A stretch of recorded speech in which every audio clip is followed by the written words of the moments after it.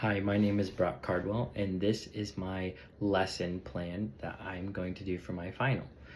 So I'm going to go get right into it and pretend I'm in the scenario of my classroom. Hi everyone, my name is Brock Cardwell, or I go by Mr. CT in the classroom. And today I'm going to be teaching you how to tie your shoe, all by yourself actually. This is a super useful tool that you will use throughout your whole entire life. And so I'm going to take you step by step, and by the end of it, you will know how to tie your shoes in 6 simple, easy steps. Also, I will have a cool picture guide and some other useful tools for tying shoes that can sometimes make you feel like it's tricky to do. So here's my example of my shoe, and then later on I'll talk about my prop shoe for other things. So let's jump into it. Are we ready? So, sorry, I have my notes too. So first we're gonna go over the shoe. We have our shoe. I have my right side of my shoe, and we have our laces that most shoes should already have connected and ready to go. You should just have your 2 laces right here. And on the tip of these are called aglets. And so that's what I would start with. First, what I want you to do is to, just like this, nice and steady, hold one in your right hand, one in your left hand. And then show me, once you're done, thumbs up. You can give me a thumbs up like this. Kind of funny. So once you have your right hand lace and your left hand lace, what I want you to do is you're going to cross them almost like an X. First I'll show you, and then I want you to do it. So take your 2 laces and you're gonna cross them like an X. Perfect. We can try that again. Me being right-handed, I always put my right lace over my left just because I'm more right-handed dominant, but it doesn't matter. So first we're going to make an X, and then again, since I'm right-handed, I always will have my right-handed be the one that usually does all the work. So you're gonna make your X, and it should look somewhat like this. And then you're gonna take the aglet part, and you're gonna kind of fold it down, and you want it to go under the X part. So let me show. There's my X, and you want it to go under this part. So I'll take my right hand because I'm right dominant, and I'm just gonna flip it under there. Some people like to take more string and just guide it through, especially with my younger kids in the classroom. They'll take more of the string and make sure that it's fully under there. And then it should look somewhat like this. It'll twist and kind of look like a pretzel almost. And then at this part, you're gonna pull from the aglets outwards. So you're gonna pull, and it should slowly go down, and I want you to stop right when it touches the tongue of your tongue. This is your tongue, this part. Now, depending on how you like your shoes, if you're like me, I like mine a little loose fit. That way they're easier to slip off. Or you can pull even more. You can let go and pull even more, and it'll make it tighter. But you don't want to go too tight because that can kind of hurt your ankle, and then your foot starts to hurt. So we'll try that again. I'll do it kind of quicker this time. Hands in laces, right, left, make an X, and then guide one of the laces under the X, and then there's your pretzel, and then kind of fold down and pull as much as you want, not too tight. Then from here, you're going to make what I was taught bunny ears. And so how I do this, and I'll guide you closely, I kind of grab from the tip of where my pretzel kind of starts, and I'll drag it up. And this is the technique where you might need 2 hands. And then I will fold, or I will kind of like make a bunny ear, kind of like that. And this is the part where I would kind of go slow with kids, because there are different ways of showing how to tie shoes. I didn't learn this way. I learned the other way, and but this way I think would be more visually easier for children. So you have one bunny ear in one hand, and then I want you to pinch it like that. It's hard to do when it's not on your feet.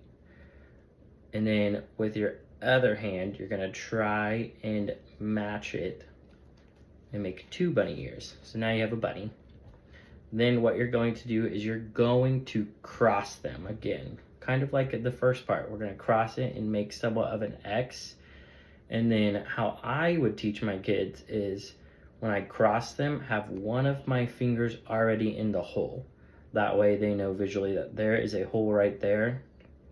And then I'm gonna take one of my bunny ears and either go forward or backwards in through the hole. So we'll start that over again. You make 1 bunny ear, 2 bunny ears, and then cross it. And then that hole right there, I'm going to guide one of my laces. Maybe show your kids where you're placing the thumb. So I would say make sure one of your thumbs is placed in the middle of the X. That way it's holding both ears at the same time. That way you can use your other hand to guide the lace through. So you'll take one of your thumbs holding that both ears, guide that other one through, and it's through this hole. And then now what I want you to do is grab both of the bunny ears again with both hands. One's in my right hand, one's in my left. And then you're just gonna start to pull outwards again. Outwards is our main thing. We're gonna pull outwards and you'll see it form, and that is how it is done. And it will look somewhat like that at the end. We can try it again. I can go kind of super fast. So you make your pretzel, bunny ear, cross your X again, and then go under the X and then pull. Now that is the easiest way I have learned to teach kids. And after that, sometimes your aglets will hang off, which is okay, but the more you pull, the shorter your aglet will go in.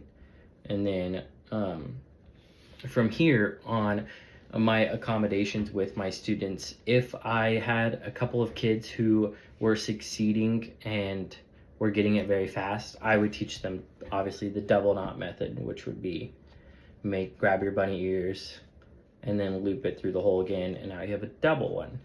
And then if they're really getting a hand of that method, I would teach them the we call it the helper method, which is reversed. So it kind of gives them a challenge of, okay, I'm gonna do it like I'm helping a friend tie a shoe.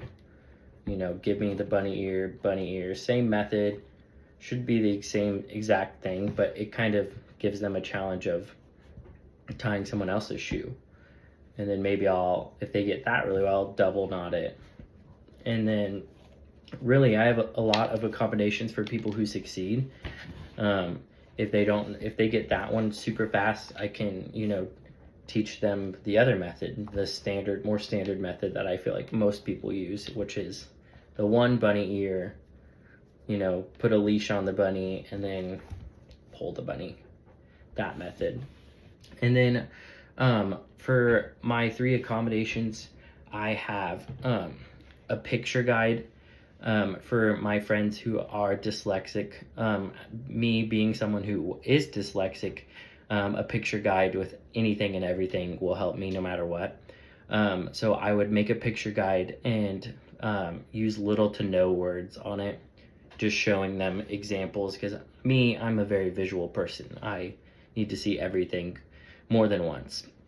And then for my friends with ADHD, me also being someone with ADHD, maybe giving them breaks. So for example, start with maybe step 1, pulling, making your pretzel, and then maybe you can stop there, because I know once we get to the bunny part, you kind of have to hold on to it and it could be a lot.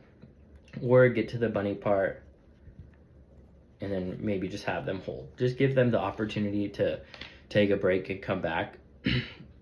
Also for both of them, from what I learned, is just seeing it over and over again. Someone with ADHD and dyslexia, just being able to visually see it multiple times, it was much easier for me to see it. And then for my friends with fine motor, I know sometimes these laces can be smaller than what my shoe is. So I came up with a shoe board example.